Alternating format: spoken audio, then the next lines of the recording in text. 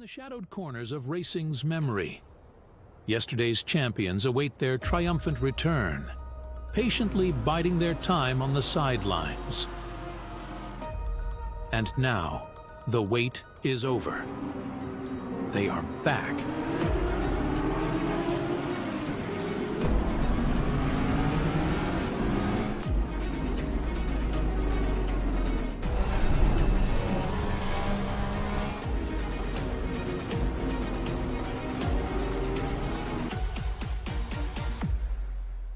SARCO, UK versus USA, powered by NAG.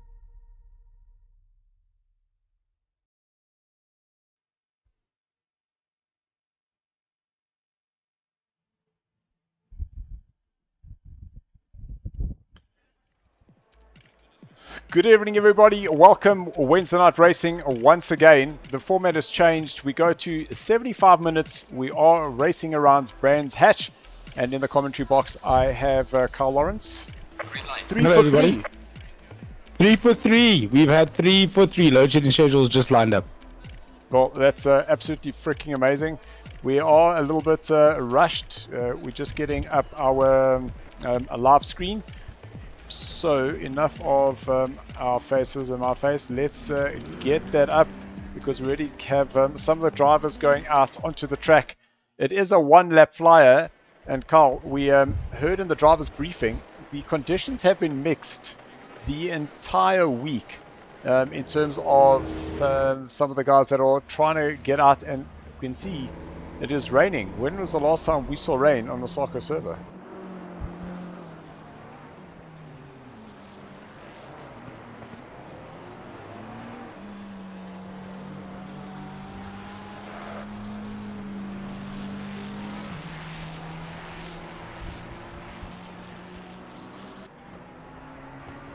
And I know from a point of view where what had essentially happened. Ooh, I've got a double map coming up. Let's just get rid of that. Is the guys were saying that depending on the cycle, is you could have jumped on the server. It would have had half a lap, half a session was completely wet. The other half was dry. So definitely going to be a very interesting this evening, and I am absolutely can't wait to find out exactly what's happening. Also, after the second round, is we've dropped one of the rounds. We will just run through those points. Just trying to get Carl a screen quickly, and once he's got that screen, we'll be able to get some commentary up and running. Like I said, a little bit rushed, and that's because we have a shorter. Oh, that's Henry Mayer into the wall. So he's going to need to be doing that qualifying run with a damaged car, or looks like that's a full retirement for him, and is now back in the pits.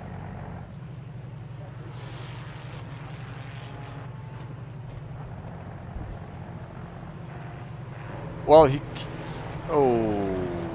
so that's going to be a penalty, I'm sure, because now Henry's gone out and he has started, so we might just need to put up a message there for him. But there we go, Carl. You should be able to hear what's happening.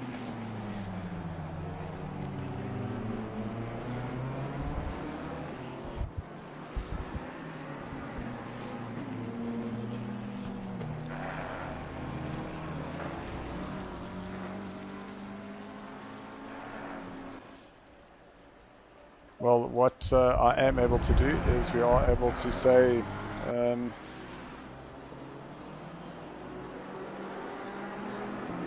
okay, let's resolve that.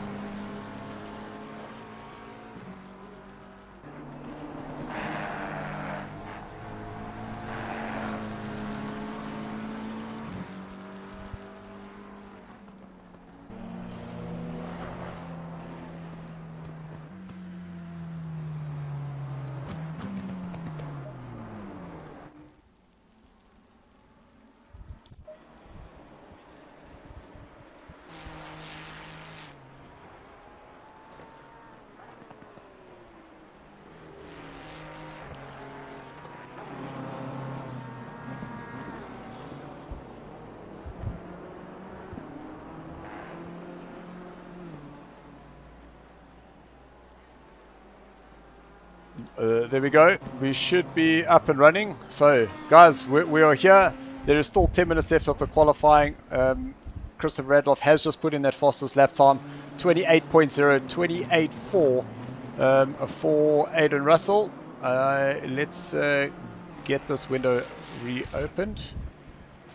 And can we catch some of the guys that are now starting to come to the end of... That is a...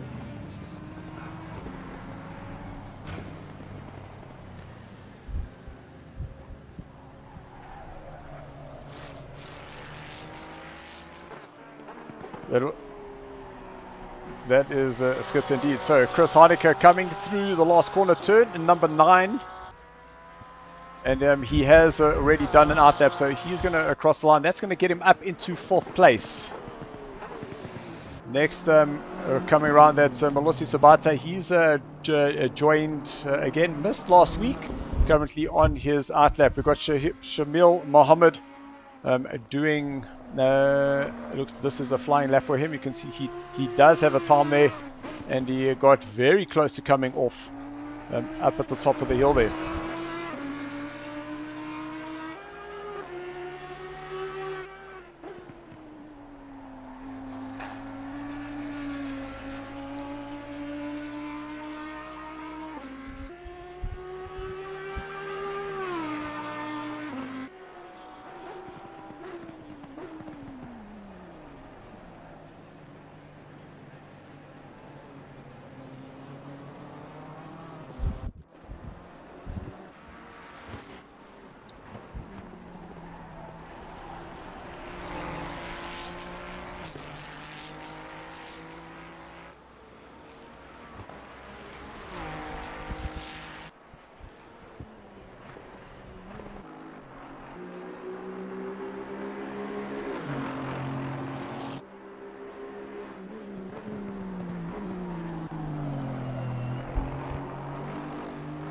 Yeah, on his lap.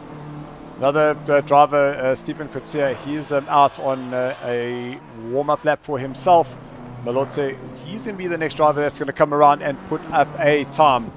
BMW seems to be the car that's in favor at this point of the season. We saw it was BMW dominance at the last race, and we understand the BOPs have definitely come and played with our minds, with our emotions. And the BMWs have been extremely quick as of late. Lotzi, 10th position there for him.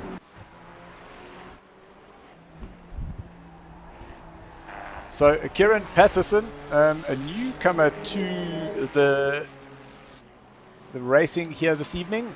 But here's quite an interesting little scenario is... what's essentially happened is with Kieran having joined halfway through the season is that he wasn't classified. So here he is racing. He still will get points, but in terms of the classification, we haven't been able to put him in the Pro or the Pro-Am. But here he is racing for glory, and who knows, maybe we can get part of that little Valentine's surprise voucher that is going out to the first, second and third drivers here this evening.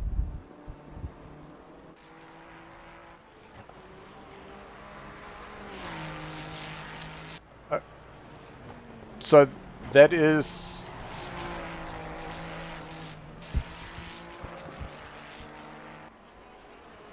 What do you mean?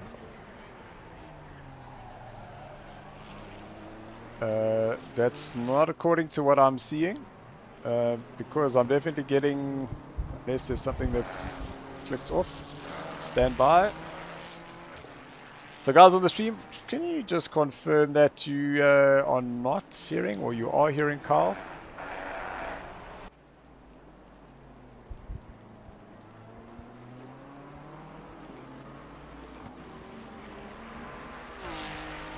Hello, me Mario. There and now. Carl's not there, but thanks, Alan. He must be there now. Test mic 1 2 testing, guys. If anybody can just drop us something there. Are you hearing me? Am I alive? Am I present? Can't have an international commentator's voice like this not on the stream. Come now. Thank you, Alan. Okay, so I am heard. No, Dylan, don't be like that. If you're going to do it properly. There he is. Okay, Jason Farmer currently out on his lap, heading towards turn number 9. Let's see where he's able to put this Ferrari. Through the last corner, nice and tight on the inside there. You can just see how that track just flexes. 10th place there for Jason Farmer. That's a great effort there for him. Big moment for Craig on the exit there. Whoa. The tail was happy. How he held on to that, I don't know. 31st, he's done his warm-up. He's going to cross the line now. BMW P9. Very up nice. to P9. That's a great start for Craig Musa. He's going to be doing finishing his flying lap now in his BMW. One of our front runners is down in 20th place. A shocking third sector. So I wonder if he made a mistake there. Yes. Yeah. I'm assuming that was a shocking one. Jabulani Madzivandondo, he is back going for the green colors. I wonder whether that Mamba fever that Craig Echo had experienced on Monday night arrive and drive is paying off there. I think after all the terrorism he was experiencing at the previous round, the car green now just know where he is.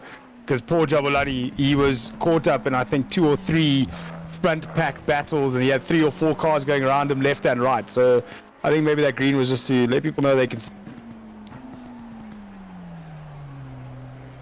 So, very wide there. So I'm just seeing some of the messages. It's actually Yusuf Musa saying that he's backing to get in. So it looks like the car has not been updated for him to get in. So Yusuf, all I can say is you might need to jump in that BMW. If that was the previous car that you drove, at least we can get you in, get you racing this evening. Oh, Jabulani's pushing all over the place here. He must have gotten track limits at least twice on this lap. He has done his warm-up lap already, so it'll be interesting. Because I saw a couple of places where he crossed the white line. I just want to jump to Andres Rodeo because he's now coming out of turn number 9. He's going to be getting that lap time down and clocked in. There we go. P8.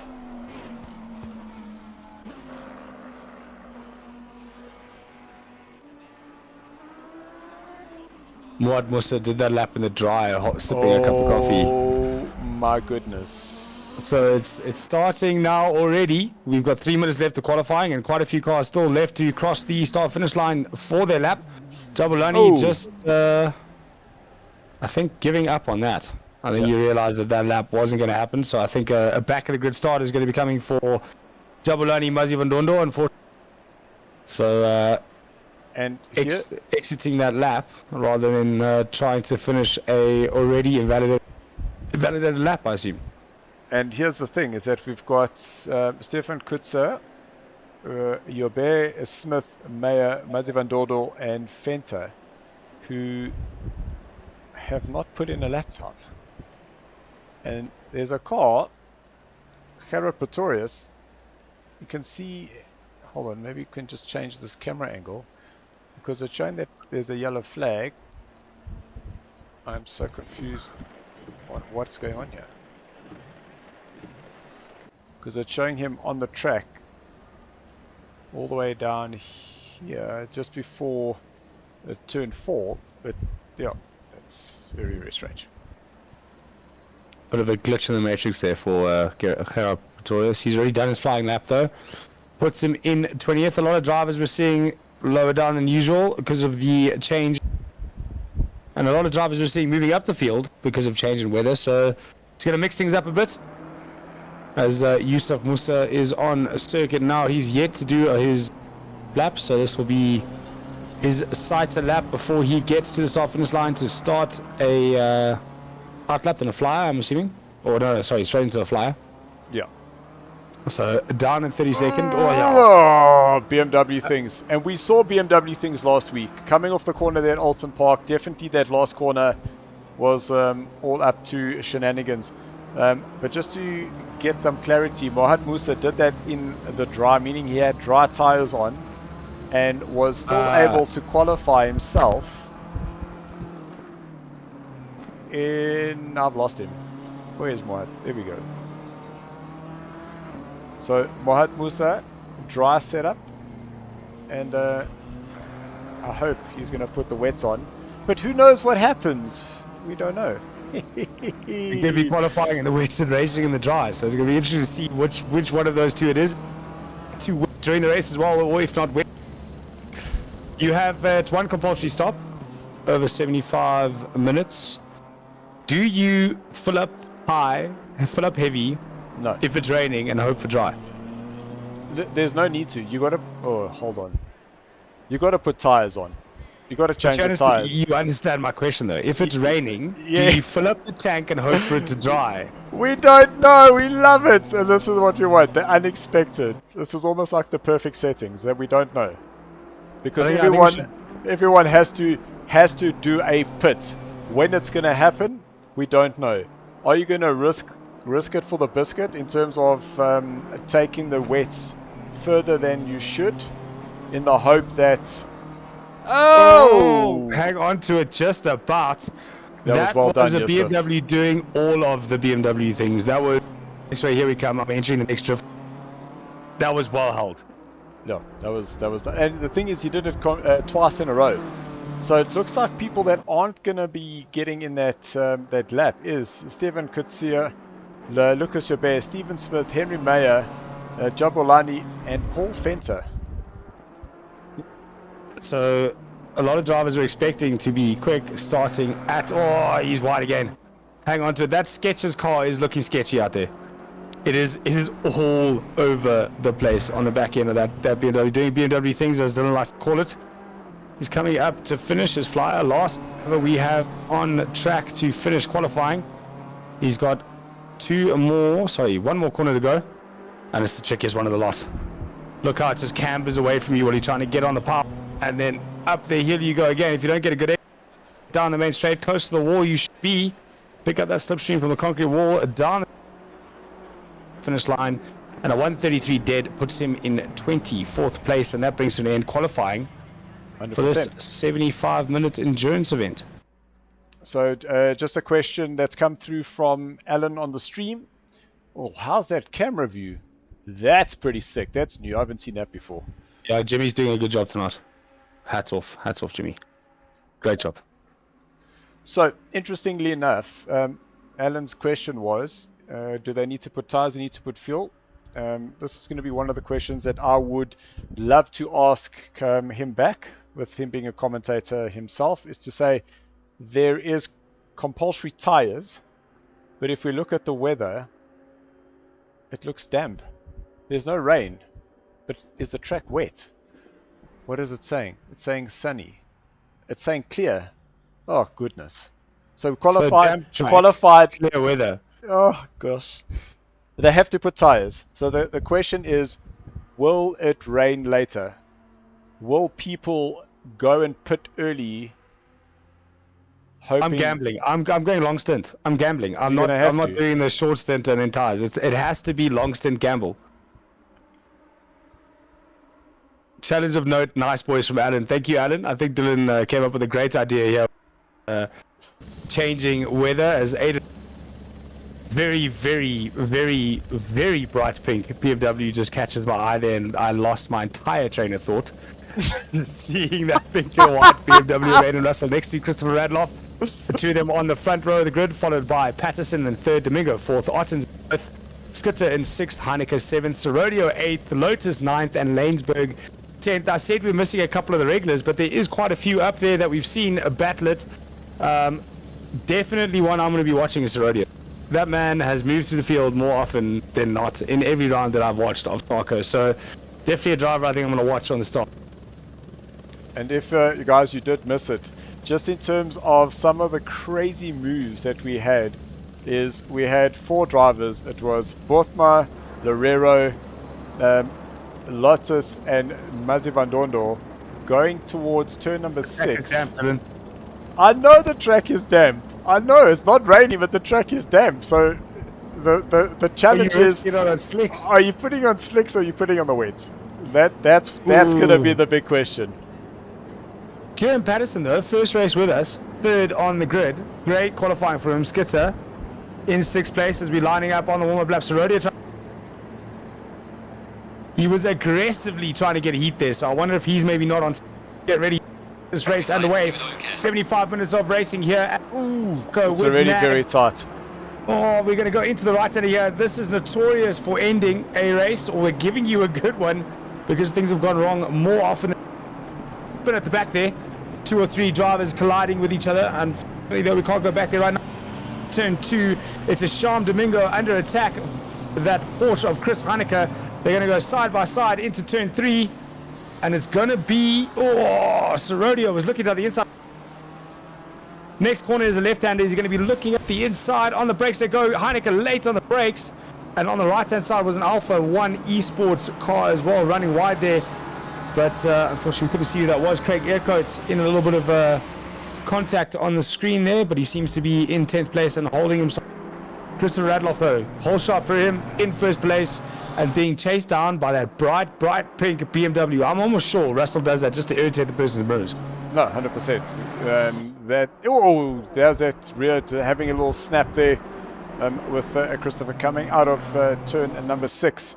And this is, check that car. So I'm assuming that it is going to drive. Half the track is covered. That big moment there. It is crazy. It is absolutely crazy.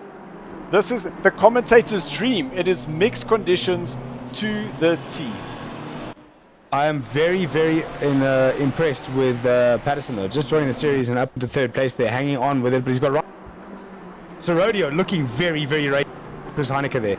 So Serodio looking to move himself up the order, not happy with his qualifying position as we're on board with Skitter taking out all of the wickets. All the wickets. Down the inside goes Serodio. He's on the inside of Heineke. Has he made it stick? Yes, he has. It looks as though he has. So Serodio past Heineke. I said he looked racy behind him. And he's going to be looking to move his way up field number 6. Domingo, the next target. The gap between him and the rest. Just down in 16th place for LTR. Looking for a way pass on De Villiers. But you can see now Dylan, the track pretty much dry. Yeah. So it was a 2-lap gamble in terms of it being wet, but we can see that dry line starting to build up, which means that once that dry line is set, as soon as you go off that line and you're picking up a little bit of wet, specifically on those dry tires, it can create a bit of an issue, especially if you're looking to have an overtake. Or wide there goes the BMW, that is Yusuf Musa, and that's put him under pressure now from Tyler Humphreys, the angry driver just behind there for a way through. And I mean by him being angry, he was part of the angry esports team now with a different. So a change of team there for Humphreys. Yeah. Andre Hildebrand. Sorry, Dylan, carry on. No, I was going to say it looked like that he was in the new LTR livery there, so not racing with the Angry Racing. But let's have a look up at the top of the field there, because Christopher Radloff just put in the stonker of a lap. It is purple, but that rear coming out of the corner is all over the place. And 128.3 there for him. Okay, that's time from Grower. Wide behind him is Russell. Russell on the ragged edge, hanging on. We've seen the turn of pace Radloff has. We know how fast he can be, but Serodio already on. No, it looked like Domingo made a little bit of a mistake coming through turn number 3. And what has happened is it's brought Serodio right up into the tail of that BMW. Yeah, that BMW now under massive pressure from Serodio. A little bit of touchy. Henry Mayer up into 13th. Didn't he start at the back of the grid? 100%. So he has had an absolute cracker coming through the field. Starting all the way down, probably even close to 30th. And here he's he trying is. to full send Earcoat, and Earcoat one to be full sent. He was wide on the exit. He went for a dive, and that is one thing that I know for a fact in IRL and on Craig Earcoat doesn't take kindly to as a full send. He just turns it in on you. So Henry had to get out of that and unfortunately ran wide and lost that gap. But he's got a proper turn of pace to be up in 13th already. Yeah, 100%. So just looking at those comments coming through. Thank you very much for George, how's it? Good evening. Welcome. Musa down the inside. Sorry, Musa down the inside there of Zayno. So Musa has moved himself up into the top 10. We said he qualified on a set of slicks in the wet, and it looks like his set of slicks in the dry seems to be working a little bit better. It is what they were designed for, and he's moved himself up into 10th and is now going to be looking to chase down Lotus 4.9 gap. Let's go have a little look-see. So getting the run, little fake to the outside, moves to the inside, and gets it overtake. Done very, very nicely there, Mr. Musa. Oh, he just carried such good speed through turn number 1 there. Well, he did have to go a bit defensive though into turn 2, but the wet line making it difficult for anybody to pop. But Henry Mayer is all over the back of Craig Eckert. Saying all over the back of, it's Patterson though. All over the back of Aiden Russell. As we go back now to Muad Musa in 10th. He's already caught up to the... Is that... No? No, hold on. It should have been there. So it should have been there. And that's because Kieran Patterson is currently the fastest man on track at 26.7. And in his Licorice All Sorts a PWSR racing car, reminds me of Licorice All Sorts. He is closing down on Aiden Russell in his pink BMW Bomber. I love how you explained that livery before I even asked. But thank you. That's what it looks like, right? I don't. Well, know. Maybe Alan should give us a little bit of background. Oh, another little battle that's happening. It looked like Justin Lotes was trying to go around the outside of Skitzer there. Just wasn't able to get that move done into turn number 2. But he is right on the back bumper of the Ferrari ahead of him. Heading now into 4. Brought that gap from 4.9 to 3 seconds in this lap. It hasn't even been a full lap, and Muad Musa has brought it down from 4.9, it's now 2.8. So this is going to go from a 2-car battle to a 3-car battle when they get onto the...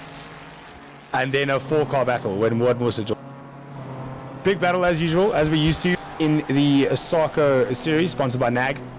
Absolutely awesome to see how much racing goes on here. Lotus all over the back of Skitter.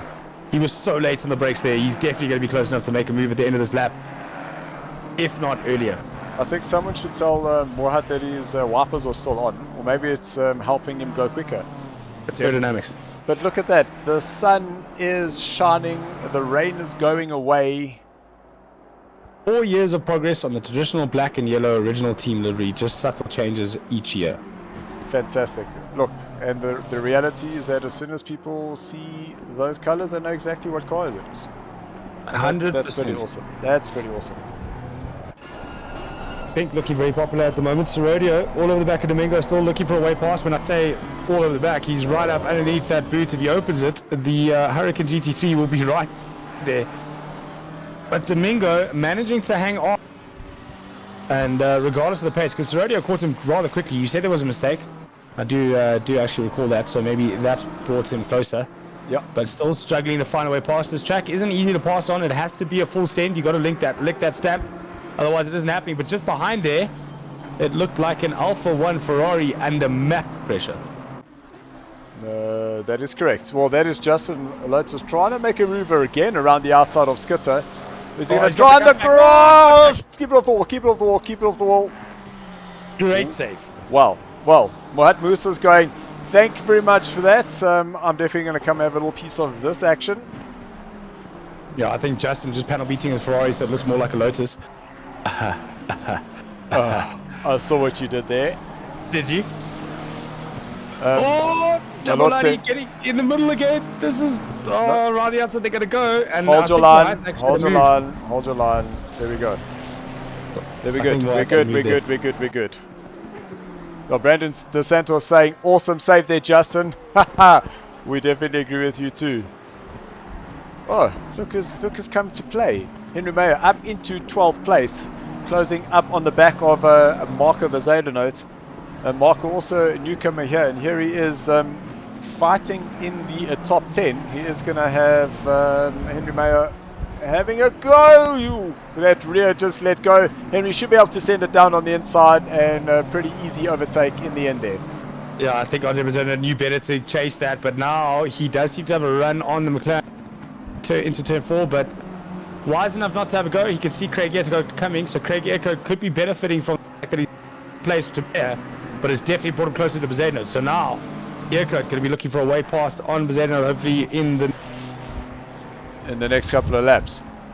Muad Musa looking for a way past, definitely on Justin Lotus. Those two cars are literally one at the moment. It's a Ferrari towing a trailer with his flashing rain light and his windscreen wipers on. So maybe Moat knows more than we do. Are we expecting rain later, Moat? Oh no, I see the windscreen wiper is off. It is okay. off. Alright. So Moat listening to us obviously on comms there. You can hear that we've told him about his windscreen wiper, or someone in his team just dropped him a quick message. Oh, hold on. We've just missed it. Because Kieran is up into second place. He's got himself ahead of Aiden Russell. And now he can start the There we go. charge to That's Hildebrandt holding on the outside. Great awareness there for him. Saw them coming. Just hold his line and let the guys ahead go through. That is something that the guys at SARCO do so well. Lake break for Hildebrandt, and unfortunately it looks like he went off on a little journey. Let's just see if we can grab the view of that. So this is Hildebrandt coming through turn number 3, just getting out of the way.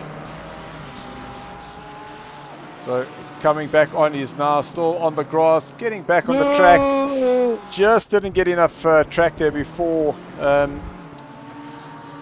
he got on the brakes, and unfortunately his kindness sent him packing. Comments in the YouTube there saying wipers on adds 5 horsepower. What about indicators? Is that 10 horsepower if you switch on that, if you switch on the indicators? Okay. You see. So here's Gabriel saying Alan Aiden said that Kieran should work with him to catch Radloff. I wonder whether Domingo, listen to me, whether Russell is going to work with Kieran and see if they can't close down Mr. Radloff, who is now, what's that, 8 seconds ahead. That can't be right. That's a big gap to pull in less than 20 minutes. Well, Christopher Radloff has done a 1:24.2. So that was wide. That felt wide. Alan's very sure that Kieran can do it though. He seems very, very sure that Kieran can do it. Okay, so we are definitely going to keep our eyes open there. Just going to run down to see what's happening further down the field. Tyler Humphries now looking for a way on Besaidnot, only 0.7 of a second off as we have a look at Etienne Martin. Why do I always do that with that name, Martin? His name is Mouton. Mouton, thank you. Etienne Mouton. Why have you never corrected me? This is the first time. Etienne Mouton, 16 places down though, so obviously something gone awry, or maybe a pit stop there with Ruan Heineken now in 20th. Gone down 8 places. He's looking for a way past on De Villiers. That LTR Ferrari is a great livery with that candy apple red. I absolutely love that. Does look nice. Sick.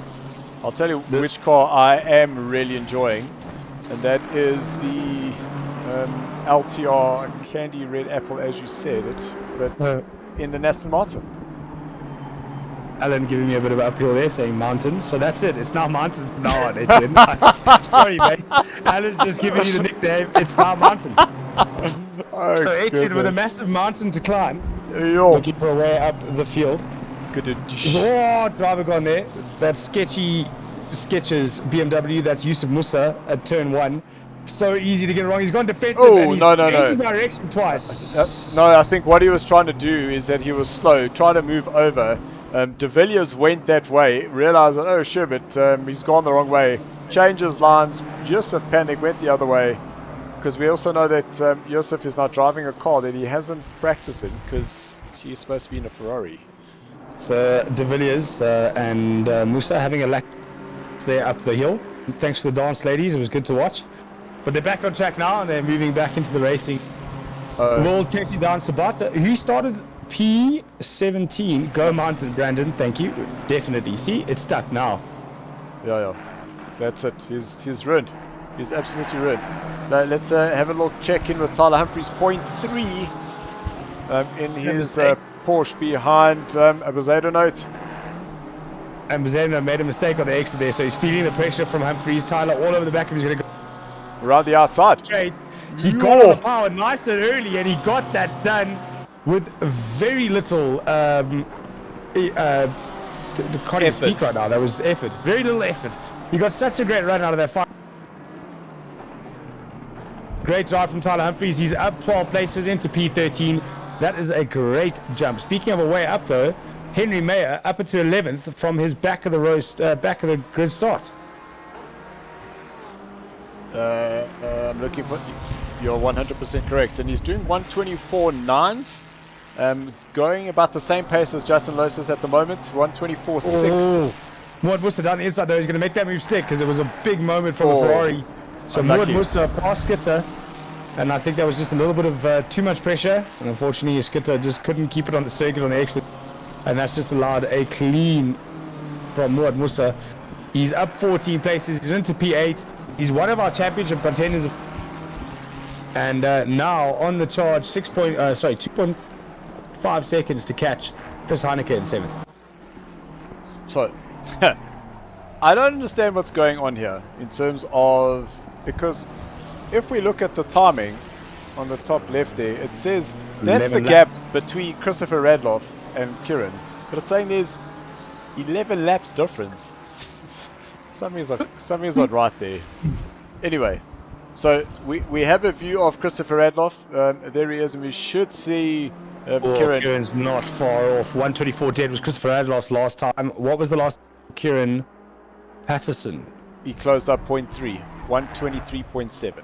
With a purple first sector and a purple last sector. So Kieran on the charge. It's going to be interesting to see what they do with fuel and tire. Compulsory tire change, so you might as well, fuel the car at the same time. Yeah, 100%. But it was all part of that gamble, and the gamble was, will you need to change tires twice? Well, judging by the fact that it was sunny and damp, I mean, the chance of it raining again. Chris Heineke, though, was almost 3 seconds ahead of what is now only 1.5. So that gap has dropped substantially. And Heineke going to be the next driver in Muad Musa's. Oh, there's a... Stephen Smith, unfortunately, dropping a wheel off the curb, off the edge, and that just turns you right around and into the... He's rejoined and relatively safely. That is the way forward for... Oh, I say that. What a split! That's going to be inside down the main straight. So there's going to be a move into turn 1. Get us there. Ah, can't get there. Yeah, producer. There we are, down the inside. Henry Mayer up into P10. And what a block pass. But he hasn't shut it off yet. There's still turn 2, but it doesn't look like load to get the... On the brakes into turn 2. It looks like Henry Mayer's that done. But he used the back marker. But here we go. We can go back and see it. He's gotten the drive down. He's split the back marker. He's pretty much got the job done before they even get on the brakes. So great move there from Henry Mayer. What awareness when he saw that the car of Smith. He saw Lotus go outside. He committed early to the inside. And that's given him P10. 23 places he has made up in this race. Guys, I must remind you, there's 38 cars on the grid here. No, there's 33 cars. 33 cars on the grid. He's gone up 23 places. What a drive from Henry Mayer. Ryan Ottens, he's fallen victim to Andres Herodias. Are you seeing what I'm seeing, Carl? Yes. I'm seeing Muad Musa's past Chris Heineke. No, I'm saying look at the weather. Look at the track. All of a sudden it seems a little bit darker. Oh no. What the hell? Oh no. The SARCO script has been written again. The SARCO script has been written again. That's back marker. Jason Landsberg just getting out of the way, allowing Isham Domingo and Ryan Ottens to go through. Have you noticed the pace of Sorodia though? Because he's not far off Russell either. So he's now 1.8 seconds behind Russell. So definitely he's making headways there. So while we've been watching other things, he's passed Domingo, he's passed Ottens. Whoa, he's in fourth. Look at this gap. Cameraman Sam a little bit confused there. There we go. It's next to nothing. So there, well, we don't get him. I thought that we would get him, but we don't see him. We should see him coming onto the start-finish line. 124.2 for Christopher Avloff, and we know that Patterson has been doing 123. Patterson is definitely chasing them down, and look at the traffic that Radloff has to get through. I know that Patterson has to get through. It never really works as well for the first driver as it does for the And that's because first drivers come. And that's because the car behind knows that it's coming, where all of a sudden this car just arrived, but you can see lots of traffic ahead of Christopher Radloff. It is the one thing that the SARCO drivers are great at. They'll stop their battles and let the leaders through and then continue afterwards. It is something that I've commented on more than once. Tyler Humphries, though, Craig Earcoat is moving backwards in a big way because Humphries is all over the back of him and is looking for a way past. So Craig Earcoat, he's down a few places already from the start, and he's just been, I think he's been passed by Mayer and Lotus recently. So Craig Earcoat feeling the pressure at the moment in the soccer league. It is one of contested sim ACE leagues out there. Down the inside though, Craig is wide, Humphries got the inside, and it's pretty much all done bar the shouting. If Humphries doesn't run wide, he's run a bit, but Craig can't get on the power and get that BMW down the inside. So that move all but done and dusted by Tyler Humphries in his LTR Porsche, and the Creation Wealth BMW dropping another spot. So from P12 he goes down to P13. Yeah, that was actually a great move. He looked like he had already set him up. He carried the speed through turn number 1. Craig did run a little bit wide. Tyler just slotted it on the inside, on the brakes, going a little bit deep, but was still able to hang on to that position. So a great move there for Tyler. I'll tell you... It's 0.5 of a second off Heineke. And this is another tyre issue, is that we know that the Porsches start battling later on into the race. We are approaching about that 18 minutes of a full send, full attack. And Brandon Santos, you are 100% correct to say it's getting darker. If rain is on the way, it's definitely going to spice things up. And boy, do we like a little bit of spice. Yeah, it's something's jalapeno chip. Oh, it's Mayer and Lotus going at it again. Whoa! Contact between the two of them. That was 2 change of directions, and now contact again.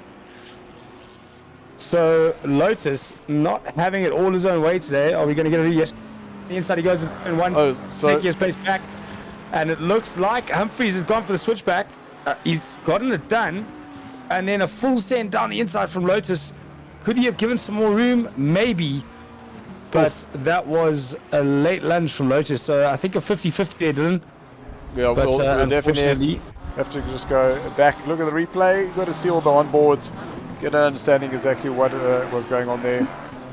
It does look like Ryan Otten's up into 5th place. No. Lotus has gone off again. He's sorry, done 20th. I'm on the wrong person. There we go. So Ryan is in 5th. Oh. Mazzy van Dondo going to stick it out on the outside. He's got a battle there. And Ryan and Shab Domingo slots it down on the inside. That's Shamil Mohammed. Oh, this is getting edgy. That was getting very, very edgy for a second, but Ryan Ottens did well there. Sham Domingo just following on, but unfortunately, the Audi not letting it, giving any space there. And Domingo losing big time on Ryan Ottens through there, but he's made a move stick, he's got him past. And now Ryan Ottens in P5 can start focusing a bit on chasing down Serodio, who was closing the gap on Russell. Who is closing the gap. And now that gap is only at a second.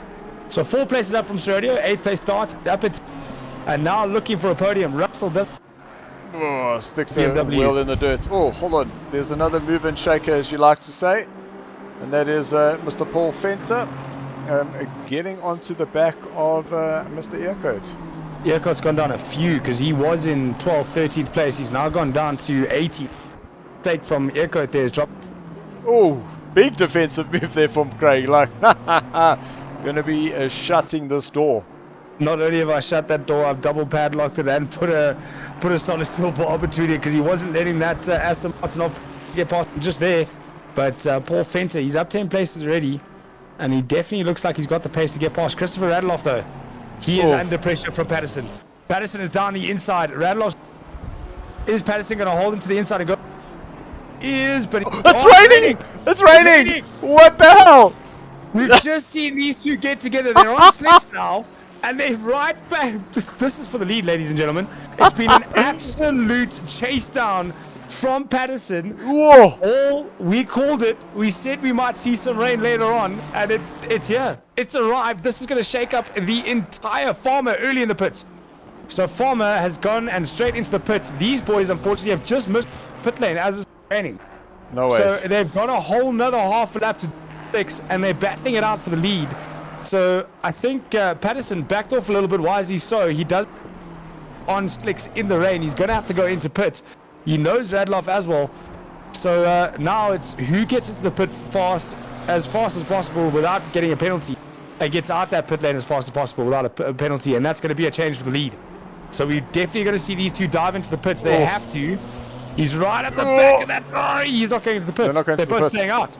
They're going to give it one more lap. So Brandon Dos Santos saying, whoop, whoop, it rain time. Yes, man. Talk about mixing things up. Now, why would you stay out another lap, Dylan? This is what I want to understand. Why would you, as leaders in the rain, stay out another lap? Are they expecting it to stop suddenly? Unless they've got some indication that the rain's only going to be here for 10 minutes, and they literally are gambling on the rain stopping.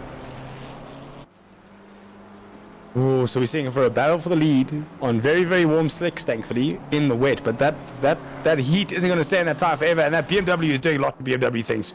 Yeah. The Ferrari looking much tidier, behind that BMW, and that rear wheel drive of that BMW just making it very, very it's tail happy on the entry, never mind the exit. It's almost like a controlled ride in corner. We look now, Skitzer 0.4 of a second behind Heineken as well, so closing down over the field. Lotus in 19th behind Earcode. He's going to have to make that pass again. We watched him make the pass earlier, but on board now, I'm not seeing a lot of rain. So was it a... Wait, hold on. Let's just get a better view of this. Yeah, there's rain. There's definitely rain. It might have just been because the camera was hiding under the front diffuser there. Another lap, another lap. They continue. So they're expecting it to stop. I don't see a lot of people diving into the pits. As I say that Paul Fenter looks like he has gone in. Lotus and Earcode made the place there. So Fenter either pits. But Lotus 0.4 of a second behind Earcode. So that battle still continuing. Sean Skitzer there down in P9. He's lost 3 places. He's on the back of Chris Heineke. Chris looking for a way. Heineke past an LTR Ferrari there that's being lapped. So Skitzer all over the back. Is going to go around in the... These cars don't seem to be struggling in the rain at all. Yeah, Alan's saying it's light rain. So he's saying it'll take about 2 to 3 laps before they need to change. So I think they're going to be pushing it as long as they can before it gets dodgy. For me, is that my tell is that if I looked out of my rearview mirror... So Rodeo's past Russell. Yes. And Russell is going to have a look again on the inside through turn. No, he's not. Not a good place to go. I generally would look back, and then if I can see a spray, I know it's time to change. That's kind of my tell. Spray starting now. You can look at the back of that BMW of Russell. There is a bit of a spray, and there of Russell Rodeo as well. So I think it's about that time, boys, to start looking for them groove tires. Because we can see a lot of spray now behind those cars. Definitely time for wets. There we go. So, comment there from Alan. When the track starts to reflect, it will show wet. They'll need to pit. So, that to me says wet. So, are we going to see the pits now? Nope. Another lap. I definitely would have gone in there. So, Leon de Villiers closing up onto the back of Bezadenote. I didn't even notice the two of them in the same livery. That's pretty cool. Really, that would make them teammates? No. No, I just think it's one of those coinkydings. He's pretty. Whoa, something's happened. So Rodeo's off. Rodeo's lost it. I told him to go in the pits. He didn't want to listen.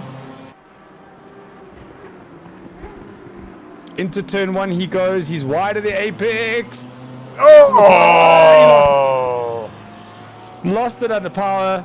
Should have listened to the call. Oh, big miss from Ottens. He did Ottens well. was clever to miss that. So Rodeo stayed on the brakes, stayed on the track, didn't move. Great job from him. There's an HKS Godzilla there. He's going to be wet weather. There, Frankie. Rodeo, your livery is showing. Do again. All the work to do again. And it almost seems like Sorodio is one of the most unluckiest of the drivers here. He's got this amazing pace. He just can't get things to stick together for him. Another lucky turn of events for him. Christopher Radloff, though. These boys are staying up. Yo, Kieran is putting a lot of pressure on the back of Christopher Radloff.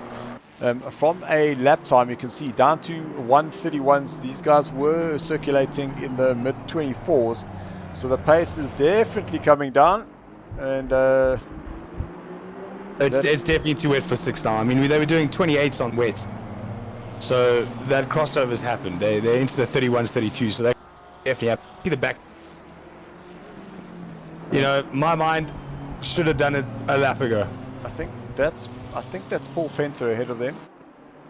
It is. He's out the way. Yep. Allow both of them through. Kieran, closer than he's ever been down the straight here. He's having a look. Just have a show, get the nose in, make the driver ahead if you feel a little bit uncomfortable. Yes, it's way too much curve. Sorodeo's gone down Way too again. much curve. Sorodeo's down to 9th now, so he's lost 2 places to Skutzer and Heineke. Sorry, I'm just watching the drop there. lap board on the left-hand side as well. So Sorodio, like, he's full of it. Yep. Yep. That's braking into turn number 4, and unfortunately not getting that car turned in and just running off. Oh no, it wasn't even 4, it was turn 3. Farmer looks like he's pitted for tyres. Looks like Jason Farmer has pitted 4 tyres. Jason Farmer is I'll say falling down, but that's because he is now driving out of the pit, so down in 19th place. And let's see if he is the first of the guys to pull the trigger, get those wets on, and see what happens to the pace. I do want to jump here to the front. It stopped raining. So Farmer, the first and only one to go. Musa's in the pits as well. Musa's in the pits. So whether those guys went to wets will remain to be seen. But Mohamed Musa pits. The rain has stopped, Lynn. You are right. So guys definitely new. But the back of that Radloff, the back of that BMW of Radloff's is dancing all over the place. It's so great to watch because he's so fast doing it. That tells me there's just a lot of talent there. Now that the track is going to dry up again, the tires are going to get rain's saying stopping in 5 minutes. Well, it looks like the rain has officially now stopped. It's just about getting the track dry. Talk about unpredictable weather conditions. No one went for the bait though. Musa's back out of the pit, so he's down in 15th place. But we say that he's still up 7 places from where he started. And he's done his compulsory stops. So Mohamed Musa ahead of the curve now. He's one of the guys that's done an early stop. Maybe he just thought he'd be coming through traffic, so he could do with a bit of clean air around about now. Or because he was coming through the traffic, he didn't fill up the tank. Well, he would have put tires on, but the question always remains, is that what tires went on? Well, at the moment, it definitely looks like he went for the slicks because it looks as though that car is very, very handy at the moment as he catches onto the... De Villiers still in his battle with Bezeno, two of them picking the same livery. Not necessarily teammates, as I was informed by Dylan Atipina. He's out of smack. The nose of that car is definitely out of joint. He is Down in 20th place, but up 13. Yeah, so that's a good result there for him. Mohat adding a lot of pressure, Cameron Tim back to his normal form. He's got himself ahead of Leon. So Matt's already ahead of De Villiers. Sorry, I interrupted you there as you were saying it. But in the pit, though, goes Sorodio. So Sorodio's in the pits. So we're starting to see the pit stops happening now with 40 minutes still to go. SARCO 75 minutes, brought to you by NAG. Dylan, it's too early for that. Don't forget. Farmer got a 30-second stop and go for speeding into the pit lane. And the hits just keep on coming. The way these guys drive these BMs with the tail out all the time. I don't think that's good for your health. Oh, There we go. Aiden Russell has lost the place to Ottens. That is correct. So Ottens in his Alpha 1 Esports Porsche up into third place. Is that mistake? Oh, mistake from Aiden. Whoa, yo! That was close. Holy cow. So that pink almost got a little bit of green added to it there as Ryan Ottens came past. Fortunately, a mistake from Russell Domingo down as well. So Skit Domingo in the pits. Yeah. So we're seeing a lot of the front runners starting to pit now for their compulsory stop and tires. Now it's rained halfway through, extend the life of a tire. So if you are filled quite heavy, you could continue. Yeah. 100%. Quite easily. Quite easily. I wonder if whether Radloff and Patterson were wise enough to put a little very wide Yo. bit of collect your 30 Rand from the organizers, sir, for cut the grass for them. Aiden Russell hasn't given up just yet. He made the mistake. He's now pushing hard to get it back, filling the mirrors with that pink for pink BMW. The Pink Panther, I think we're going to call it from now on. I quite like that. Whether Pink Panther. whether Aiden Russell agrees with us or not, that's okay. Aiden, you can refer your comments to Dylan, where they'll get lost.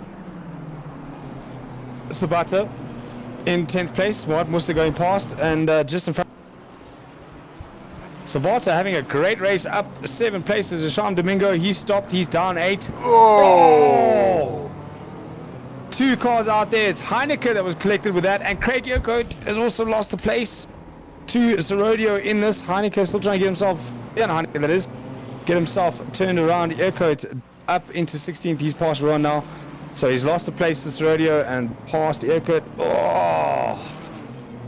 Mazi Vandondo had lost it, and nobody had anywhere to go.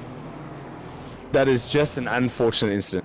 The track conditions are tricky, and most of these drivers managing it. A little bit of outbreaking himself from Sham Domingo, though. Look past on. It's for 10th place. Isham has pitted. You can see the dry line forming, so they're passing very, very. But Isham Domingo definitely looking racy bad behind Sabata there. He's on the power early. Sabata moves out the way. Yeah, he's going to have to hold his line, but he's on the wet stuff. Is he about to go? Yeah, let him go. Yo, that was quite an aggressive break. Is he going to go to the pits? Yes, he does. And Sabata follows him through. Have we not seen Domingo pass already? Pits already? He has. I am seeing there's already 1 pit here for him having gone in. Did he stop for tires? There is a lot of people in the pits now. But I suppose that we are now approaching that halfway mark. And 30 seconds would be the stop to get the tires on. I'm sure there would be some of the guys that would put some of the... Mohat put wets because he's back. Oh no. These gents have all put wets on. They're back in to put slicks. Oh, so no. Mohat Musa is back in the pits to put slicks on. These conditions have gone haywire. Craig Yokote in the pits for the first time now, so that'll be his first stop. Paul Fenter in the pits again as well. So a lot of these wets on and now coming back in for the slicks. You couldn't write this better if it rained again. But I can't say no, because we've learned that anything can happen. It is the UK, so I mean I wouldn't be surprised if it did rain again. What was out the pits and already making our way past 2 drivers. And they didn't. Serodio there in between. So that Serodio is actually being lapped now by Christopher Radloff and Kieran right behind. Oh, Serodio got very close to the back there. Yo. And he's indicating left, allowing the faster driver out, Kieran Patterson, faster at the moment. We know that Serodio's got pace. He's just had a terrible. There goes Radloff. Yeah. So Radloff going in for his first stop. They didn't stop for tires when it was raining. They decided to stay out. It was a great call from both of them. Now Kieran needs to start banging in laps, 2, 3, 4 laps in a row and go in the undercut. Or does he come straight in now and cover it? No. Listen, I think with Radloff changing tires, he's going to get a new set. He's going to be able to do the undercut pretty easily, so he's going to have to go and follow. Because the longer he tries to run on the older tires, he's just going to be losing that pace, so it is better. Rather try and follow, get the undercut covered, and rather try and fight back. Now, Dylan, a driver that we haven't spoken a lot of, but he's been very, very sneakily moving his way up into 7th place at the moment.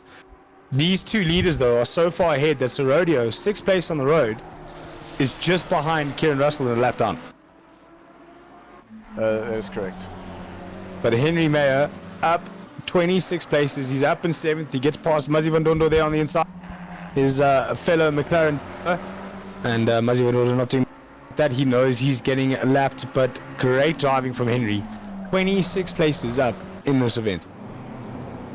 Little side-by-side action there for Marco and Molotse. And on my screen it keeps changing one to the next, to the next, to the next. Well, he's got the rundown now into 4. He's going down the inside. It's going to be wet there. He's very far. He's on the inside. He's going to have a lunge. Marco's going to have to go around the outside. Molotse managing to find grip on the inside there. And it looks like he has... The move's not done. The move's not done. No, because Marco has now got the run down into a... And is he going to be brave enough to stay there with the wet line? Yes. Down the inside. There's not enough room to go side by side there. Molotse knows this. Oh, sorry. No, he's down the inside now into 7. Too wide. He's full side by side. So they've basically done this entire track side by side. He's right back behind him now. He's going to look for a go. Better of it. There's 2 more corners to go in this lap. And if he's going to get side by side, he is not. So it looks like Sabata's got that move done. And just behind him, though, is an LTR Ferrari looking very, very quick. But it doesn't look to be a driver on the same lap. I think that is Ruan. It is Ruan. No, it's not. Ruan's busy dropping down the order, so it can't be Ruan. Ruan is in the pits. Because the next man... Oh, big moment for Marco. Big moment for Sabata. I said this... Side by side. It's not Marco over there. Side to the inside. Again. Oh. We've seen them do this before. That we're going to see them do it again. They threw 2 side by side. They threw 3 side by side, and the LTR Ferrari is going to fun. Marco, a little cutback. Oh. What a great race between the two. That's not over yet because Sabata's going down the inside again. Hard on the brakes he goes. We've seen him do it before side by side. Oof. My screen is frozen. We're back to it now, but here comes the creation wealth, the BMW of Craig Earcote, and that is a driver that is on the... He's having to work hard to get past the LTR Ferrari that isn't in this battle. The LTR Ferrari, though, getting out the way, allowing Craig through. So Craig joining this battle, turning it from a 2-car battle into a 3-car battle. Big slide from Sabata there. We've got 3 BMW. As Marco Bezzecchio now leading the... But we saw earlier how quickly that can change. And that creation wealth, a BMW of Craig Earcote behind them, caught up a massive gap between the two of them while they'll be tripping over each other. And Sabata is right on the tail of Marco Bezzecchio as we start another lap here at the SARCO Endurance Series. Are we going to see them do it again? Craig Earcote goes inside. He's going to look for that run down into turn 1. We're not going to see Sabata down the inside of Bezzecchio. Down the inside of Sabata. He gets them. Oh, he's got them both. He was so late on the brakes there. He got a double move done, and Bezzecchio a little bit squirrely on the brakes on the exit. And he's going to lose the place to Sabata and the LTR Ferrari. So Bezzecchio was leading this 3-car, 4-car train and is now at the back of it as Earcote gets his nose and gets a double pass done into turn 1 and starts pulling a gap now on Sabata. That's crazy. Talk about close quarter racing. Talk about drivers leaving space for each other. Oh, big moment there off the curb there for Molotse as the LTR Ferrari starts getting his way through. Is that? It's not over yet because De Villiers looks like he's joining this party. So we had 3 BMWs and now we've got a 3rd one joining as 1 car. So Molotse trying not to let Craig get away. He's pushing as hard as he possibly can, but Craig's already pulled that gap into 3 car lengths after pretty much half a lap. So Earcote very wide though through the right hand, whatever gap he has, because here comes Molotse. Molotse is getting back onto the back of Earcote. We're going to see this battle continue into another lap with half an hour left to go. So past halfway and getting into the latter stages of this race. Christopher Radloff has pitted. Did we see our leader Kieran? Christopher Radloff's in 3rd. So that means Ottens, Russell, and Russell have pitted. If Radloff is up into third, Yes. Chris Heineke is up into second place. He obviously had well, obviously I assume he hasn't pitted yet. And Kieran's still leading. I say we haven't seen him in the pits. Here he comes. He is crawling. He's crawling. I think just making sure. But that's now going to release up Chris Heineke. I spoke about the Villiers. The Villiers has dropped. He's still dropping. So problems for the Villiers. Lotus up 15th, 16. Chris Heineke now will come to cross the start finish line to take the, albeit without a stop, a compulsory stop. So he will have to stop in this race, and that demotes him down the order. But speed of this race, 29 minutes left to go. Christopher Radloff is currently in third. We're waiting to see, these two are battling it out in the rain, in the drop. Radloff stopped quite a bit earlier than Patterson, and Patterson out the pits and on his way has jumped him. So I think you've been proven wrong there, Dylan. You did say that the undercut more power, but it looks as though the overcut is what worked. 100%. I was wrong. Sorry? I was most definitely wrong. Alan did say that he would be going long. Oh, there's a mess going on here. Oh, That is Ottens looking for a way past on Bazeno. Bazeno hasn't given up on him. Oh, yes. He's cleared up that space and through he goes. No, what I'm saying is those Malotzi and Bazeno were battling. They're still battling. Trying to get out the way, both of them. They've got him out the way for Ottens, but unfortunately, just behind Ottens was... Is that Alfa Romeo Ferrari? That's Lotus. So this is for position. So Bazeno almost let Lotus...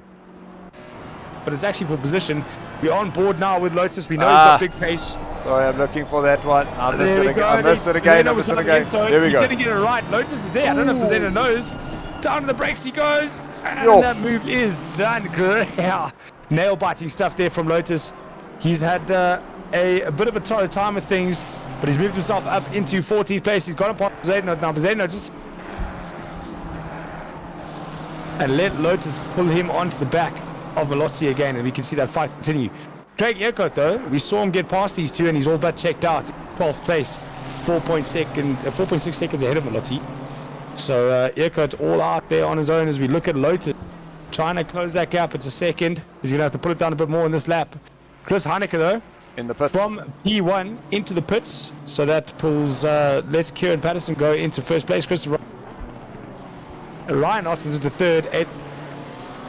So Chris Heineke managing to hang on fifth place. We know how far back. Sarodio, not that far back. Not that far back at all. We do have Shamil Mohammed starting to close up on the back of Leon de Villiers. They're fighting for 17th and 18th place into a turn number one. And just looking at their previous lap times of 130.9 for Leon, 131.4 for Shamil. So a little bit of work to do. Whoa, that's definitely not going to help his cause. Big slide from the RD out of there. The track condition is a little bit odd. Malotzi, that's definitely not going to help his cause. We've seen him drop wheels there before, and it brought Zayden up his inside. Now it's bringing Lotus ever closer. They've got a back marker in front of them. So this is going to turn out to be interesting. Oh, he's wide. Malotzi's wide. He's lost it. Keep it out the wall, son. So Lotus gets gifted that position, and so does Bazeno. That out of the wall.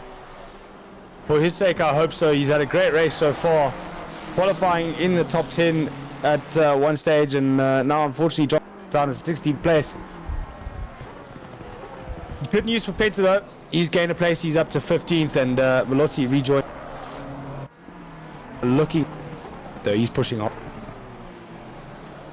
So I'm just catching up on the comments here. It's just saying a 2-minute pit window, but there's a lot of guys that haven't pitted. I'm sorry, I don't quite understand that. No, I'm reading. They're saying because there normally should be a pit window, but that pit window opens at certain times of the race, and then it closes, so you can't do your pits within that. But it's saying it's only a 2-minute pit window. That doesn't make sense at all.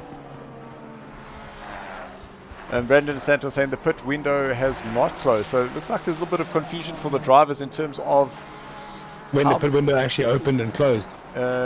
Yes, so if that is the case, that is definitely going to be causing a lot of confusion for those drivers. And Henry Mayer has gained himself another spot, because the last time I looked at him, he was in 7th. So from a 30 plus starting position, that is a stonker of a race.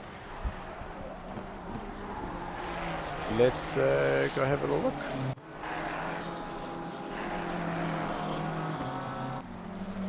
Oh. So there's definitely going to be a nice little something cooking up.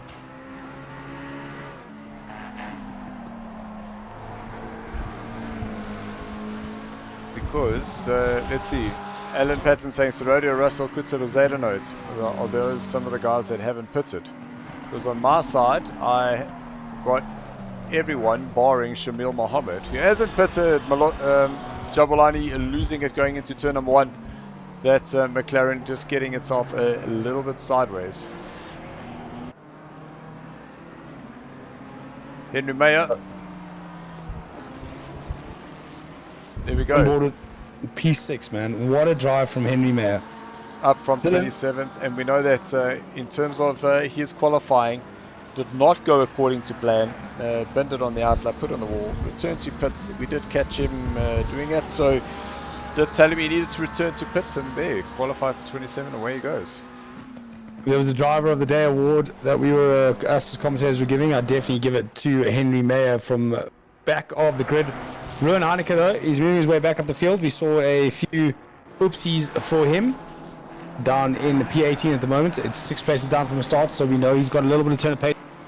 So we'll see if he can make his way past the end of it. But while we wait for him to close that gap, I need to ask you a question, Dylan. Yes. What is a GT3 car's favorite food? Ooh. I don't know. Fast food. Ah! That for you, ladies and gentlemen, is the Ryan Otten's dad joke of the day. Very good. I thought it was a great one. So yes, it is saying that the crew chief advised that the pit window was closed. In what happened? De Villiers. Yeah, De Villiers unfortunately making a mistake on the exit of turn 1 there. So unfortunately for Leon De Villiers, he's dropped down to P18 now. We did see Leon battling with Bezeno, so he's dropped a few places. Down 2 from the start. So a fortunate series of errors there from. But still in this race, still in the top 20. And that is above a mid-pack. Steven Kutzer down in 25th, looking to get past Hubert. Yeah, he was closing on Lucas, and then through Aiden coming through there, he just had to back off just a little bit.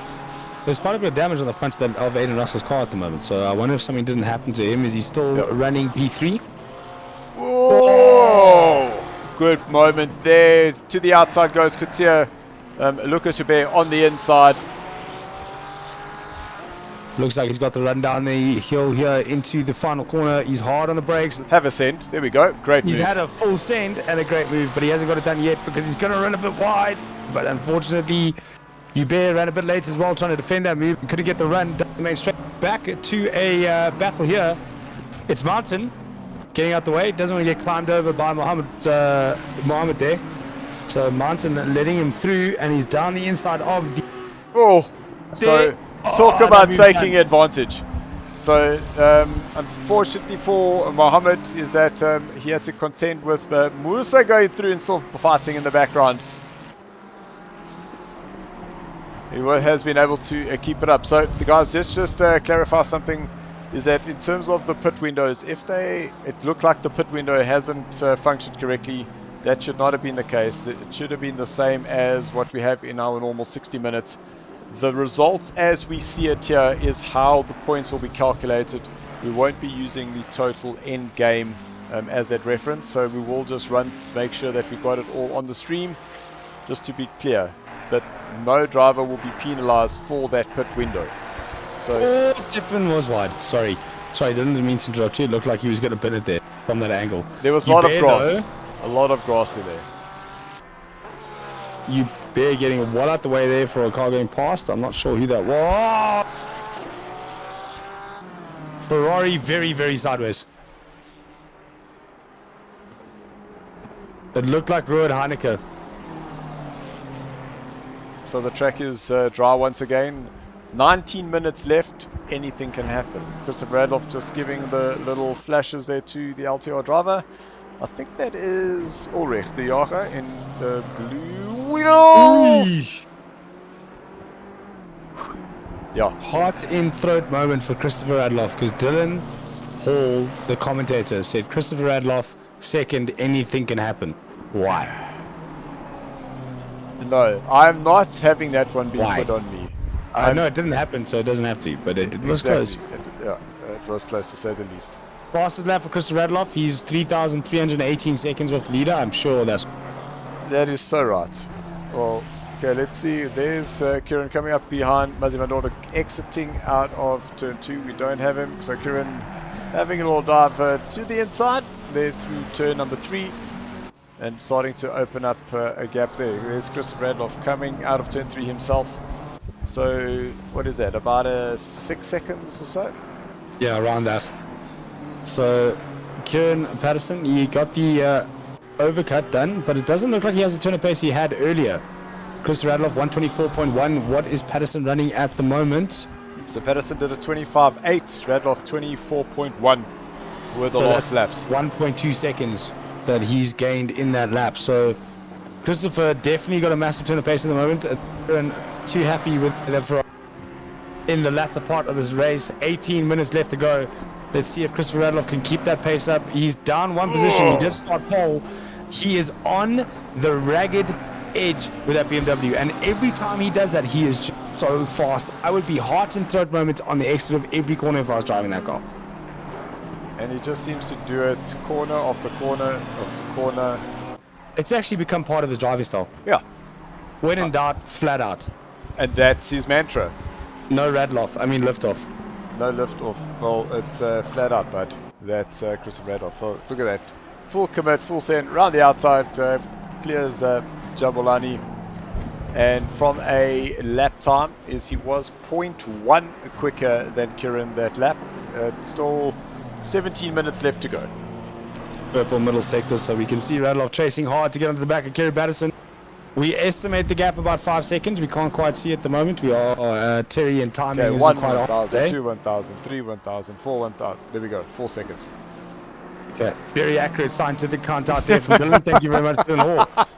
But it isn't very far away, and it was a lot further away after the stop. So Christopher Radloff definitely closing that gap. Whether Kieran Patterson is just taking it easy, don't want to get too sleazy, and don't want to make any too many mistakes and lose that lead. So whether that's the case and Kieran has a little bit in the tank, or is Christopher Radloff really putting the hammer down here with 16 minutes left to run? Chris Heineke, though, putting pressure all over the back of Henry Mayer at the moment. Okay, Christopher Radloff. Go there, LTR for pulls back into the slipstream. Can't quite get it done just yet, and doesn't want to hamper his lap time too much, but definitely got the move done here down the main straight. And Christopher Radloff crosses. Wait. You're not going to believe this. But this is the beauty. This is the beauty about having Alan in our chat saying that Kieran had to stop for fuel. No. There he is. That's why the gap closed so much. He was fuel saving. Oh, Kieran, unlucky son. He's down to third now. Where is Andre Serodio? So Andre is now heading towards turn number 9. So it looks like Kieran might be able to just hang on to the third place. Just going to hang on to that. But he is going to have Andre Serodio chasing him down fast and furiously, because remember, Kieran still needs to get those tires back up to temp.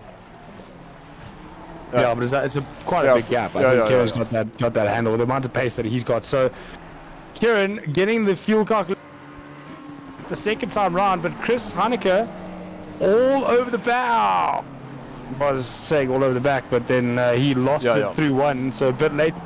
Close the gap on Henry Mayer. Henry Mayer is now under pressure from Chris Heineke. We saw spots in the beginning, but he seemed to have settled himself down now into a good rhythm. and is now fighting for a top 6 finish with 15 minutes left to go. Tyler Humphries quite far away, 14 seconds, so they don't have to worry about the driver. And just behind that though, Muat Musa is chasing down this LTR Porsche of Tyler Humphries. There is Muat Musa, Project Vapor esports team, that 54 number on the side, bright in that slight red on that very, what would you call that blue, Dylan? Light blue. Yeah, bro, I really thought that with you sitting with all those LCD blue lights, shirt and blue, then you... Come now. What was I supposed to... It's a Jack Egg blue or a... I don't even know what another blue is. Maybe the guys in the chat who are watching can help me. Someone on the chat, phone your wives, find out what that color is, because the men watching as well. Powder blue. Powder blue. I'm actually surprised to see such large entries during Valentine's Day. Possibly. There are some very, very forgiving wives and girlfriends out there. Not only for the commentators. Ooh. Right on to the back there is Chris Heineke. He's all over the back of Henry Mayer, but he... A good run here though. Is it going to be enough? It isn't going to be enough. That McLaren is just so good off every corner. It's off every corner on that Porsche, but that Porsche definitely has the pace. He's good off the exit there. He's going to get a good slip down here. This is the longest straight that Brands Hatch had. He's definitely close enough to make a move. Heineke goes around the outside. Henry Mayer picks. Is he going to try and go all the way around? It's virtually impossible here. I don't think the Porsche has got the tyres, especially on the rear, to stick it around the outside there. And this is where Henry starts pulling away, is that through the fast, tricky stuff that the Porsche just doesn't seem to have the grip there. Yeah, the rear tyres on that Porsche definitely going away from Chris at the moment. It's been a long race. We've got 13 minutes left. So and then that McLaren, you're right, Dylan, in that sector of the track just seems so strong, but this is where the Porsche is better. Through the final corner, onto the power, and down through the first sector, this Porsche seems very, very strong too. So he's going to have to get the move done there. Henry Mayer knows where the Porsche is good. It's at the end of that long straight early. He could quite easily hang on to this for 12 minutes if he keeps it neat and tidy, but is some lap traffic to deal with. So whether or not that plays a part in this battle for the top 6 remains to be seen. Patterson, we expect him to come out the pits and be fighting hard, but he hasn't been able to bring that gap down from 11 seconds. So Ryan Ottens with a good turn of pace. We know Kieran could do 23s.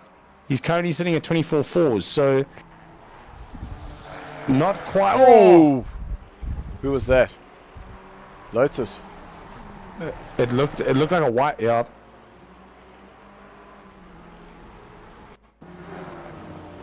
He went for the inside. Oh, contact.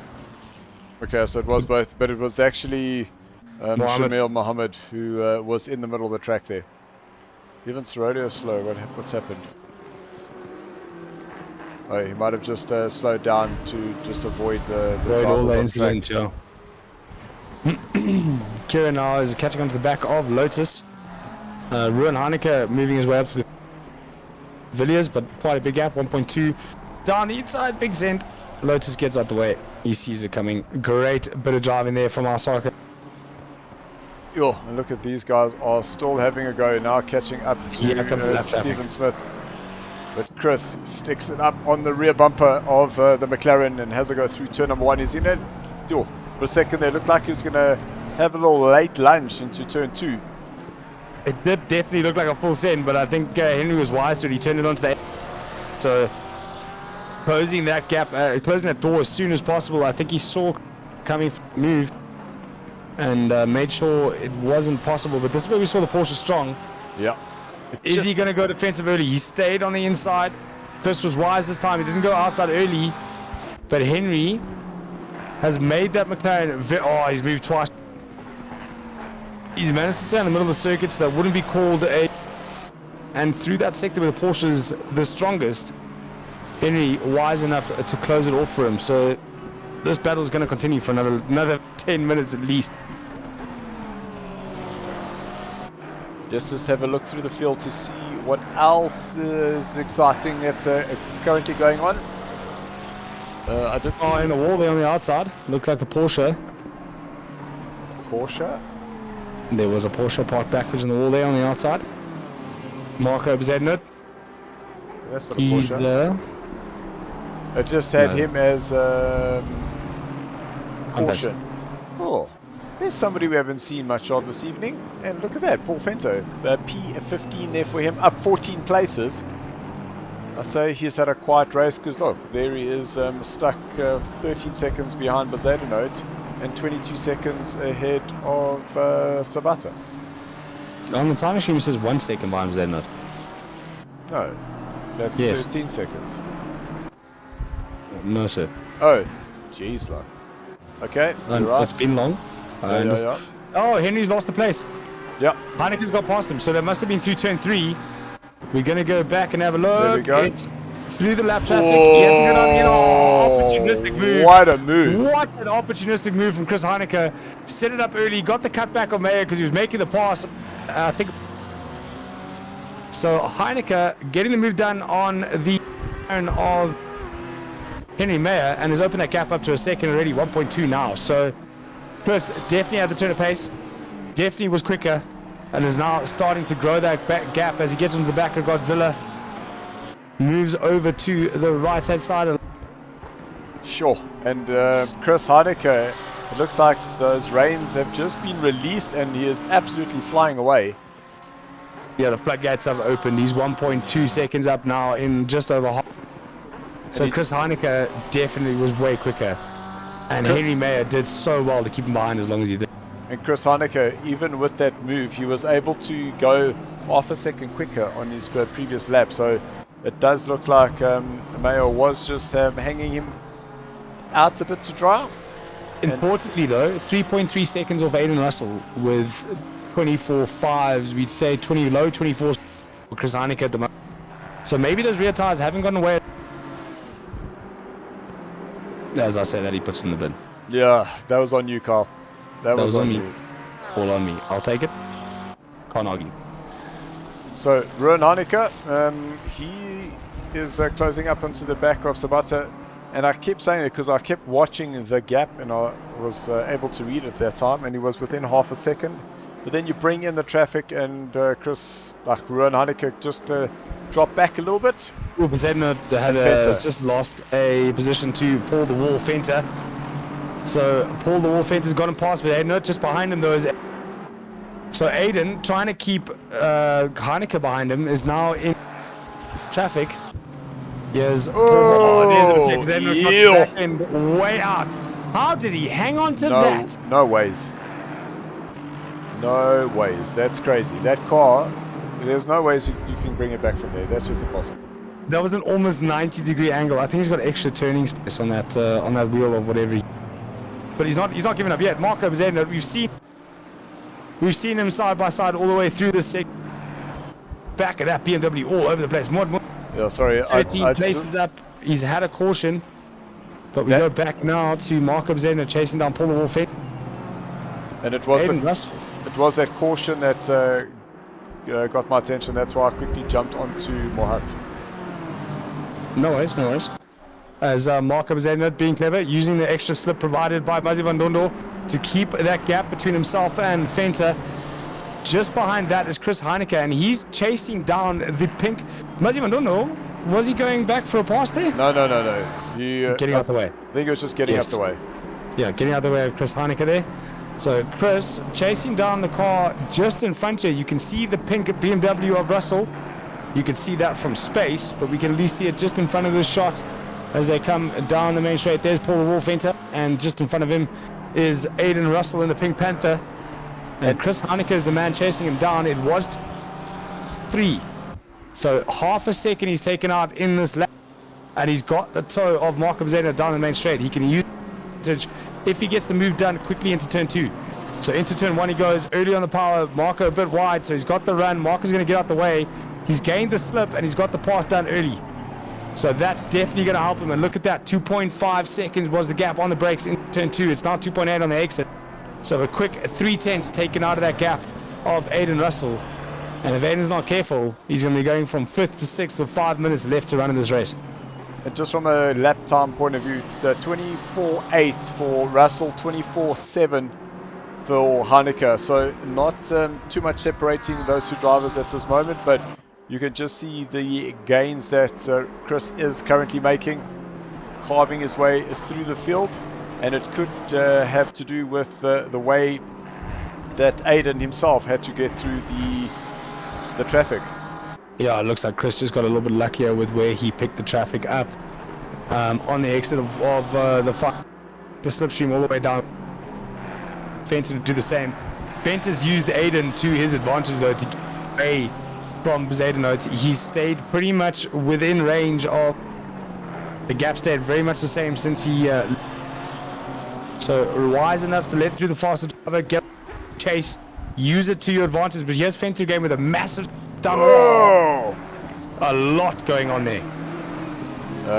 Yes, we should be able to catch it now. Cameraman Tim, what's up with you? It's more and more so going past the... Oh, he's run wide. He's run very, very wide, and I think Smith got caught up in the melee. Yeah, he did. So, it's just an unfortunate series of errors there for every driver. And it looked like Smith was the one that came off first.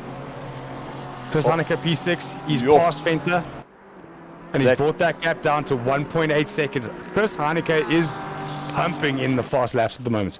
23.7 for Chris. That's on par with the fastest lap of Christopher Radloff, if I'm not mistaken. That's pretty close. Christopher Radloff. Paul Fenter. 23.9. Tired of being Chris Hanneke's Fenter trailer. Decided to go farming. 1.5 seconds of the gap. The other Hanneke brother closing up onto the back of Sabata, now within half a second. It is Ferrari versus BMW as they head into turn number 5.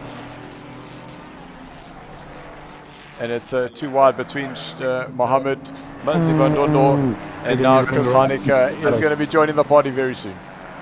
Around the outside goes Sabata. He's run very, very wide, but fortunate for him, Ruan hasn't got cleared Mazibandondo yet. He clears Mazibandondo now, but he's... So, Ruan, unfortunately, losing a lot of drivers, but I suppose it can't always go the right way. Drivers doing the best they can. Oh, Ruan, throw it away all by yourself there, son. We have seen a little move. Jason Farmer, welcome back to the race, son. So just getting a nice little run there. Getting himself ahead on the inside at Lucas and through turn number 4. Just slots it up on the inside. Great move there from a Farmer to get past Hubert up into 25th place. Back now to the battle of Chris Hanneke. He's all over the back of him. How has he pulled back that pace out of nowhere? He's 6th at the moment. He's looking for a way past on Aiden Russell to get 5th. Definitely not going to get onto the back of Sorority. That gap is big, but he can get past Russell. We've seen where he likes to go past. He does look like he's got the run now into the corner. We can see that BMW carrying a bit of damage, so won't have... Down through the final corner they go now, down the hill. He's got good drive. He's looking for the inside, but Russell closing the door firmly on him. He's still staying narrow. They're going into 1. Oh, Russell able to get the car back into the middle of the circuit so he can get it turned down through 1 to get a good... keep himself safe through 2, and Chris just didn't quite have the confidence on the power. But this isn't something that thin air.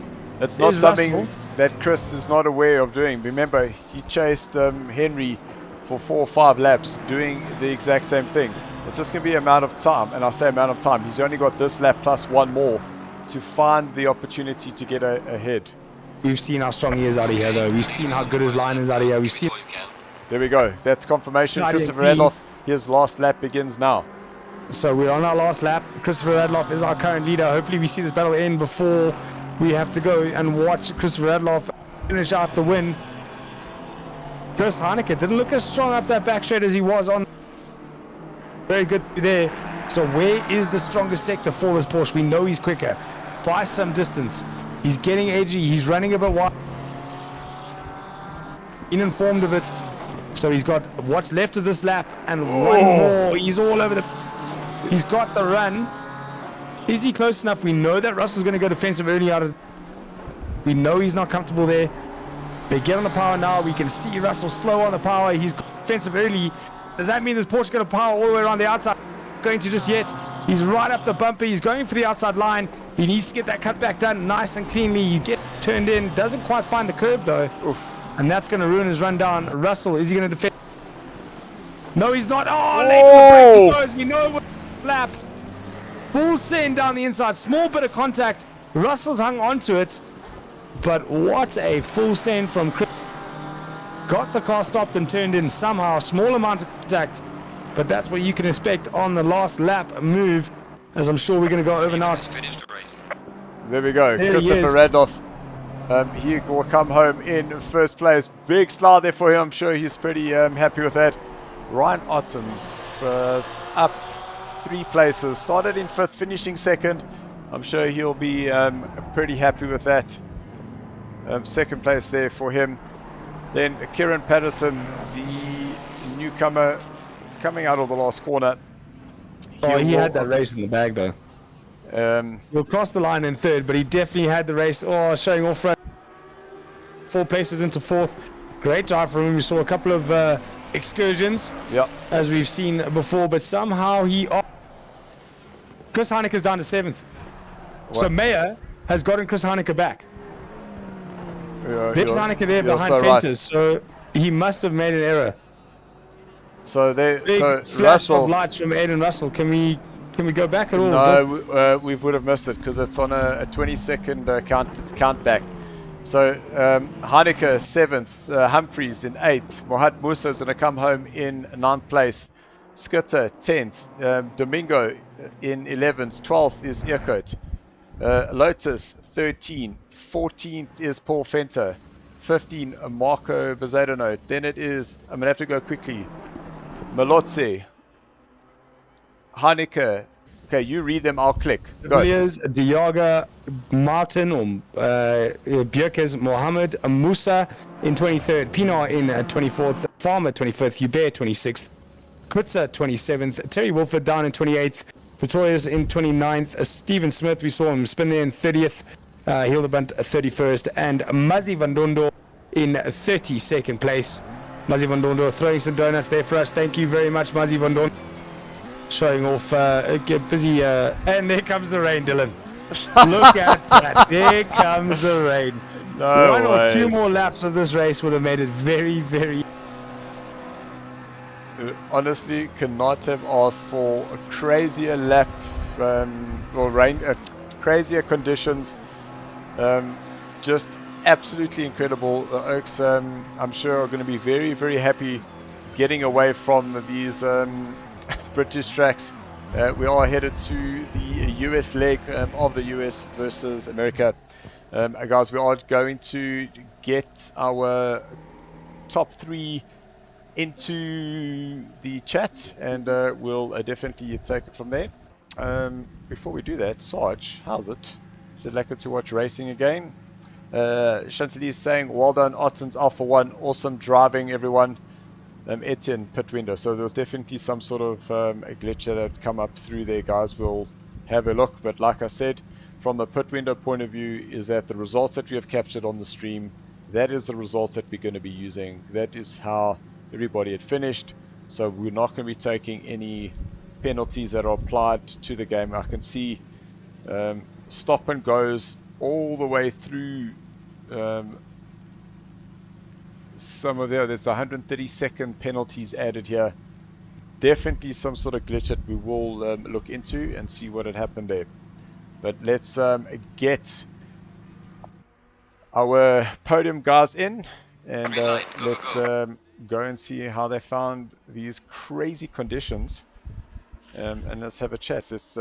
We'll be back now. In the shadowed corners of racing's memory, yesterday's champions await their triumphant return, patiently biding their time on the sidelines. And now, the wait is over. They are back.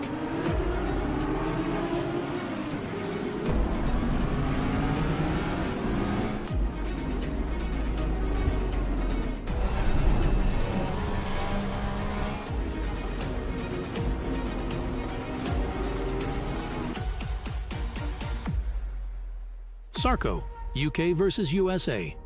Powered by NAG. SARCO versus UK, powered by NAG. Indeed. Thank you very much, everybody, for joining us this evening. It's been a crazy race, and man, oh man. I honestly don't even know where to start in terms of the conditions. The qualifying was in the wet. We had a damp start.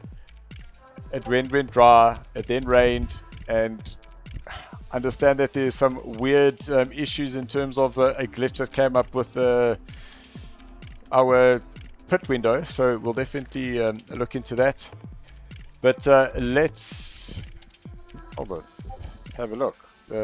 Tyler Humphreys, good evening. But you're not supposed to be here right now. You weren't the person we were looking for. We're looking for Kieran for third. That is correct. Kieran, a newcomer, so he doesn't quite have the nicknames that Christopher Lever Liftoff Radloff has from me and Ryan the Otter Ottens. So I'm going to have to think of something for Kieran. But Chris taking the win because Kieran didn't quite put enough fuel in. So he went to the pump, he asked for $300 and only gave him...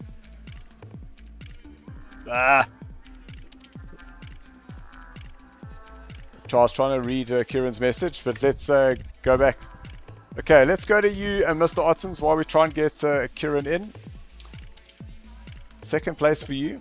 I'm pretty sure that wasn't quite the result that you were expecting, but it looked like everything worked out in the end there. It looked like a P1 to me, just saying.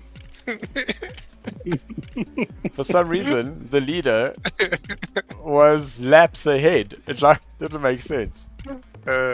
Yeah, no, listen, I think got a bit lucky there with all the carnage, and the weather was very strange, and then the pit window that threw us off. It was only open for 2 minutes for some reason, so that was a bit hectic, but hey, we got through and we got out the other side unscathed to some degree, I guess. And the Porsche, just in terms of Brands Hatch, did you expect the weather conditions to be so up and down? No, not at all. I mean, we did expect rain. We were sort of anticipating that 30-40 minutes into a race we'd see rain. Then to start in the rain, and we were unsure about dries or wets. Luckily we decided on dries, so first few laps were a bit sketchy on the wets with dries, but it looked like everyone in the sort of top 10 did the same as us. Yeah. And then it somehow worked out that when that pit window opened, we were able to pick dries again. So even though the pit window was a mess, it somehow still worked out that everyone didn't have to pit twice because of wets and dries. And so it worked out. It was a bit chaotic on the mic and trying to figure out what's going on, but it was good fun. Thank you. No, seeing your performance in the half wet, half dry, I think Ryan and the Ottens sticks from now on. Yes, it takes me back to school days. Mr. Radloff, it looks like Kieran Patterson really brought that fight to you. And I'm pretty sure that when you saw him going into pits, you had a little bit of a relief moment there. Half and half, but it was quite confusing, the fact that he came out pits in front of me. The only thing I could think of is that he didn't take tires to make up that time, because 12 seconds to make up in the pits is not very easy. So other than that, he drove very well. I got my pressures a little bit wrong in the first stint, and my tires were quite warm, so it was very loose. And some back markers really trapped me, and I got stuck. Almost causing collisions a couple times, but luckily not. And then other than that, I just put my head down, and at the end, when I saw he was in front of me with a 11-second gap, I thought, well, only thing I can do is go flat out, and I did. And I was closing him half a second to a second a lap, and I think I would have passed him on track if he didn't pit. But other than that, it was a great race. Yeah, you say flat out because you never left off Radloff. But the one thing I gotta ask you is, turn 2. It's a very unique line of yours. You almost pitch it in late, apex super late, and while the steering wheel's still almost full lock, you boot it and get the tail out. We thought it was just okay, maybe the tires are wearing, but every single lap it looked like you got the tail of that car just hanging on the edge all the way through. I have absolutely no idea how you did that for 75 minutes. So hats off to you, Ralof, for a great race. And yeah, I think you definitely would have had him at the end should he not have been.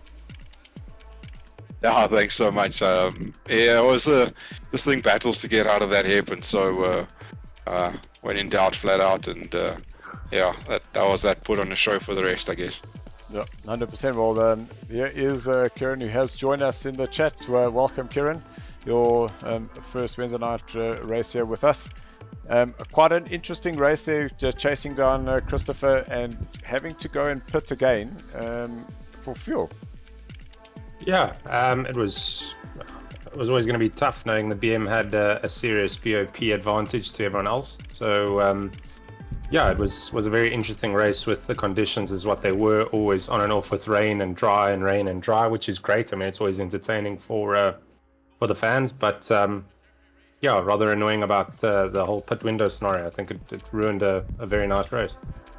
Yeah, so there's definitely, I'd mentioned a glitch that we're going to go and check out to see what had happened, because it should definitely not have been like that. But the results in terms of what we captured on the stream is the results that will be added to our points.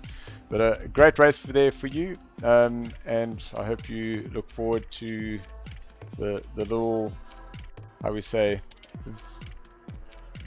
game crash fatal error. Fantastic. The little Valentine's Day token for you guys making it this evening. So Christopher, we will be sending a little 600 Rand complimentary from NAG. Ryan, you'll get a little 300, and Kieran, $100 there for you. So a little something to say thank you for racing and choosing to race with us on Valentine's Day. We know some people don't quite see it the same as others, so thank you. Thank you very much. Hey, thanks, NAG. Thanks, SARCO. Everyone, that's pretty cool. My wife's not getting it. She already got a present. Just saying. There we go. So this is beer money. I'm coming to ask for beers. Right, Carl, I don't know if there's anything else you want to add before we shut off. Load shedding is going to be kicking in for some. Yeah, no, I love the mixture of conditions, and I hope to see more of it soon. And more photo finishes, guys. Stop buggering off into the distance. You have to new rules, slow down and wait for the rest. Awesome, guys. Thank you very much. I agree. Big thank you to NAG for supporting us this season, as well as to MSR for the components that we use to get the streams up. So all the people that join us on the stream, thank you very, very much. Alan, it was great having a chat with you giving us some inside information. Don't worry, Kieran, it wasn't too much. Guys, we'll see you next week. We start hitting the American tracks. Really looking forward to that. So all I can say is keep racing, and thanks for watching.